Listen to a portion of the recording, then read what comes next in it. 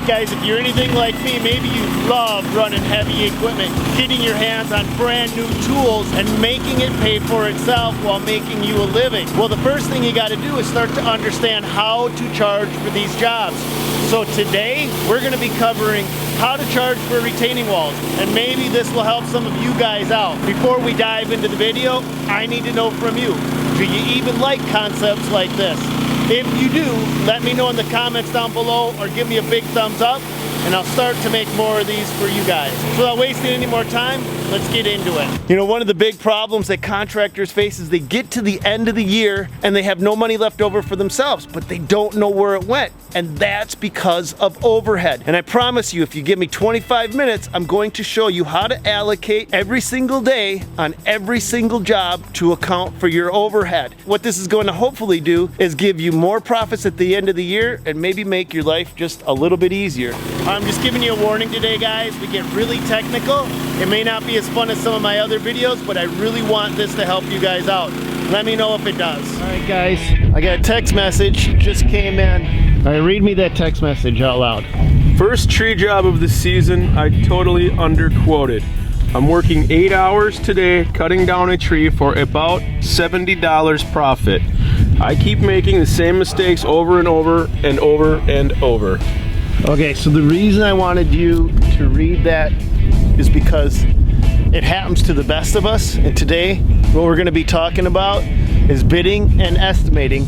And Tim and I are going to teach you guys and walk you through a few different jobs we're doing on how to bid retaining walls. Now, the principles that we're going to be taking and teaching you today will be the same for almost any project.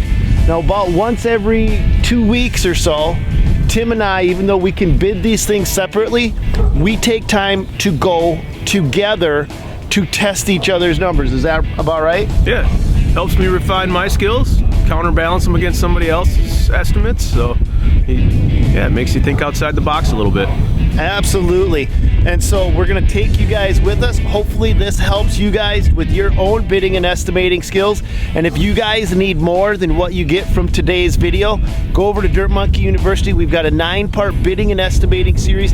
It's over 10 hours worth of complete material. And I know that's gonna kind of be like chewing on leather for a lot of you guys.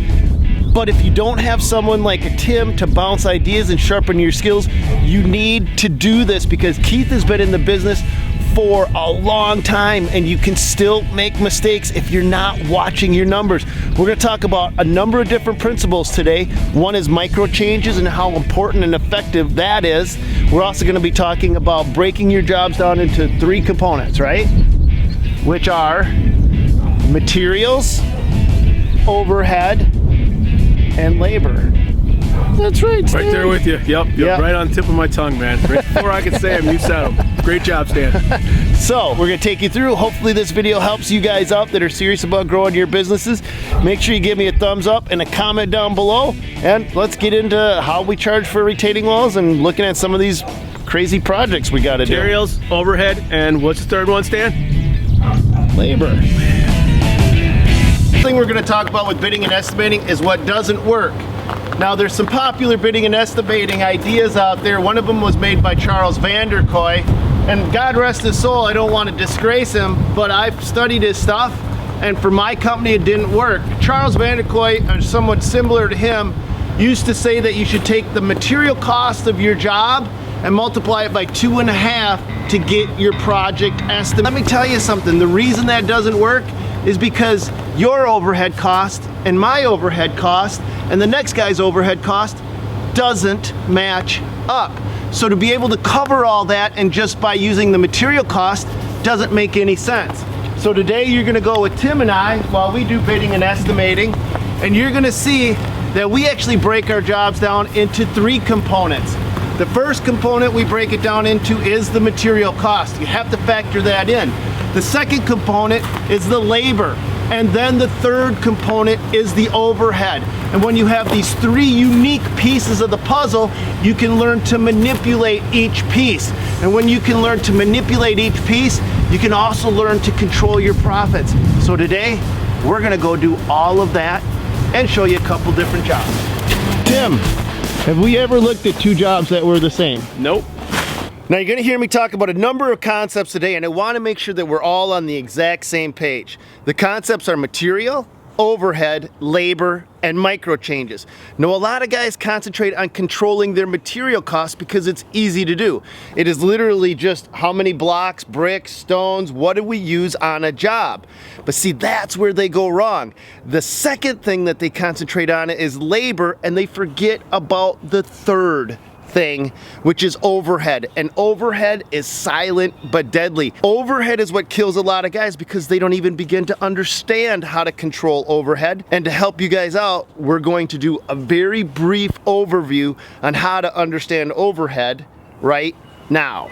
All right guys, overhead is kind of like this tractor that I'm sitting on. You've got to allocate for the expense of everything inside your company, whether it's a tractor, a skid loader, a trailer, or even just your attachments. Overhead can also be reflected in paper and the printer. All of these things cost you guys money, and it's hard to allocate those on a job site. So here's how you do it. The very first thing I want you to do is take last year's total expenses, subtract out all of your material costs. That's things like these bricks, these pavers. Remove all of that from your expenses from last year. Then subtract out all of the labor. Remove that from last year's expenses. Everything that you have left over, we're going to consider overhead. And then what we're going to do is divide by how many days you actually work. Not how many days are in the year or how many days that you work, but how many days you work on a job site. So if you work 250 days on jobs, now maybe you guys work like 270 or 80 days, but that's office work, it doesn't count. It's gotta be on the job because we're going to allocate the overhead expense to the jobs. That's the safest way to do this. So if your overhead expense, let's just say your overhead was $200,000 for the year, and you work 200 days out of the year, that means you've got to earn $1,000 per day just to cover your overhead. And this is where a lot of guys go wrong. They don't allocate for that. So today, you're going to hear us talking about time as a reflection of labor and overhead, and you can see where controlling how much time you spend on a job isn't about controlling the labor as much as it is understanding the overhead.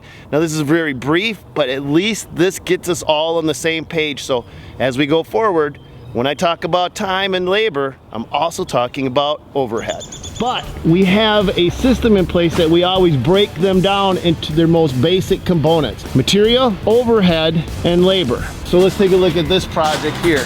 So we're removing this retaining wall, and the components of this job that comes to mind is labor, and that's determined by site access. Which there's not much on this project. You got it. They can take the fence out. They'd have to take the fence out here, and then we would get in here and work from above. So I want to hear very quickly in under 30 seconds, Tim, what is your game plan? Take the fence out, use the mini X, and work from up here to dig this out. And then what are we building? 2 walls again? Just or one wall. Where at? Right in the spot of the upper wall. Maybe as far back as we can get to still keep it about 4 feet. Why do we care about 4 feet? So we don't have to do engineering and then dig out more soil and put in geogrid. This is the first time that Tim's heard my idea, and it's almost identical to his idea, but I'd like to actually push the wall back a little further and try to sell the customer on the idea that we're going to give them space around their swimming pool. Now, the only reason I want to push it back as far as possible is to give them that space. I don't care about the engineering. We can do that as a line item onto the rest of the project. We now have 2 different ideas that Tim and I were able to bounce off from each other, and what we'll do is we'll go back to the office and we'll break this project down into how many square feet this retaining wall is, what our access is, which affects our labor and our overhead, and then we can micro manipulate each one of those numbers, because we understand, and I hope you guys understand, that when you make just a 3% change in a project, literally a 3% change on a project like this will give you 50% more profit on this single job. A 5% change will give you a 75% bump in profit on this job, and if you can make a 10% change on a project like this, you'll gain 100% bump in profit on this job, or double your profits. So what? You don't have to take my word for it. We actually have broken it down onto real world projects where we showed exactly how to do that. Exactly. Exactly? Exactly. Exactly. Okay, so I've got my price per square foot in my head. We're gonna have all them bushes to remove, all this tiny pea gravel rock, and how many cubic feet of soil is gonna have to be removed. Okay, on this project, the easiest way to do it is to remove that entire back fence line to gain access to it. And Tim, we have an alleyway back here on this one? Yep. Okay, so that makes our life a lot easier, doesn't it? Yeah, you can bring and drop materials right here in the yard. Looks like they've got a swale that's a snow swale, but I'm gonna guess there's an actual swale back there. So grading is one of those things that you have to take into consideration when you're looking at a project like this. It's absolutely critical, and I wanna show you exactly what I'm talking about. As we look at this grade right here, you can see that they've got this swale cut in, and that's so all the water doesn't run straight off and into the swimming pool.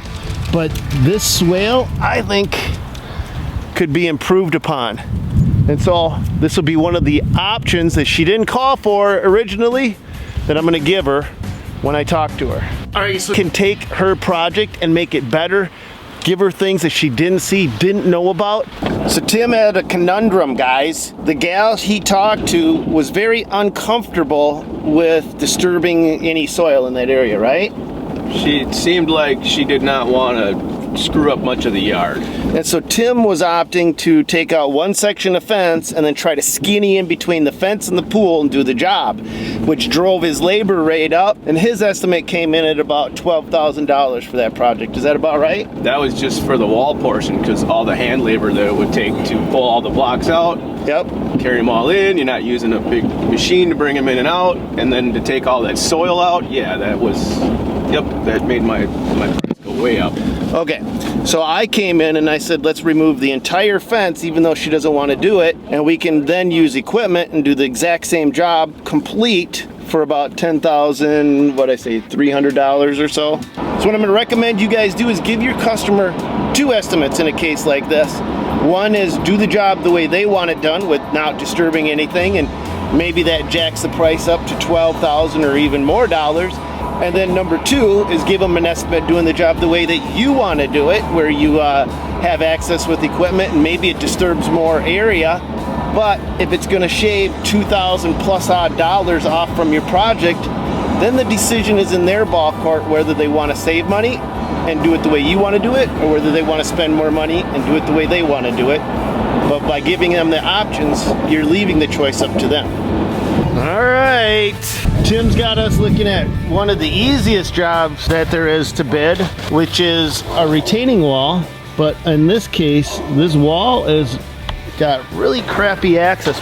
What I want you guys to do is start to look at what jobs do you get over and over and over again, and start to figure out the numbers that you're comfortable with, and then you can almost boilerplate those numbers, but you have to base them contingent upon a few things. In this case, it's access, isn't it? So here's our access. None. We got a fence, then we got a wall, and we got to fix it. So if we have a stock price set in mind, a price per square foot for a retaining wall, we'd simply measure this wall out, and then we would add a surcharge in this case for the difficulty with the access. So let's just say, you know, this isn't a real number, but let's just say it's $20 a square foot to remove and replace the retaining wall with equipment given good access. Because we don't have good access, we're then going to say, hey, you know what? We're going to calculate the excavation and the removal separately, see what that comes out to, and then we can flip that back into the price per square foot. So if we normally do a retaining wall for $20 a square foot, in this case, this wall may be $25 a square foot or $28. All right, one way of doing it. There's other ways we can look at this project, but we might as well boil it down into creating a formula that you can apply over and over again with slight modifications. This looks like it's all hand labor, unless this fence can get moved, which on the other side of this fence is a deck. So I don't think you can get this moved, unless we take the deck out.